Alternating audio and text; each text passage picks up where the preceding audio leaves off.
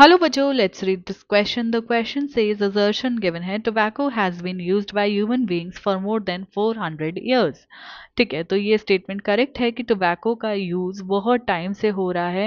Human beings इसको 400 साल पहले से क्या कर रहे हैं, टोबैको को कंज्यूम कर रहे हैं. तो ये अलग अलग तरीके से लिया जा सकता है. इसको स्मोक करके लिया जा सकता है, च्यू करके लिया जा सकता है, स्नफ करके लिया जा सकता है. ठीक है, टोबैको के अंदर एक लार्ज अमाउंट में केमिकल सब्सटेंस प्रेजेंट होता है. Basically large number of chemical substances present होते हैं, बट इनमें एक जो है वो है निकोटिन, जो कि एक एल्कोलॉइड है. वो हमारे बॉडी में एड्रिनल ग्लैंड को स्टिमुलेट करता है, एड्रिनलिन और एड्रिनलिन को रिलीज करता है. ठीक है, सो tobacco has been used by human beings for more than 400 years. ये स्टेटमेंट करेक्ट है.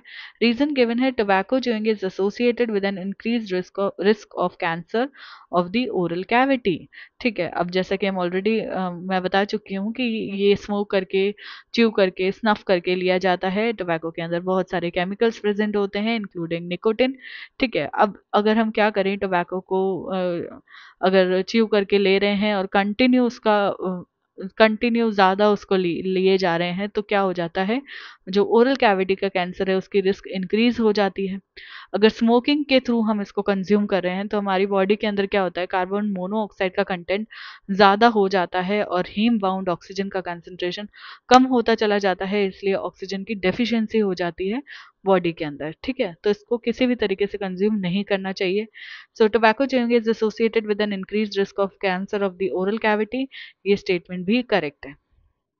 ठीक है, दोनों स्टेटमेंट करेक्ट है, बट रीजन जो है असर्शन को एक्सप्लेन नहीं करता है. ऑप्शन देखते हैं.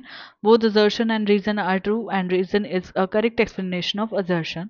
सो ये इनकरेक्ट हो जाएगा. ठीक है, देन बी गिवन है both assertion and reason are true and reason is not a correct explanation of assertion. so option B जो है हमारा करेक्ट जा रहा है. देन सी में रीजन को फॉल्स बता दिया है, सी इनकरेक्ट हो जाएगा. डी में assertion को फॉल्स बता दिया, ऑप्शन डी भी इनकरेक्ट हो जाएगा.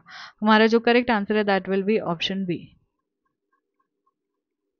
इसके रिगार्डिंग इन्फॉर्मेशन आपको 12th की न्यू एनसीईआरटी में पेज नंबर 144 पे मिलेगी. आई होप कि आपको क्वेश्चन अच्छे से समझ आ गया है.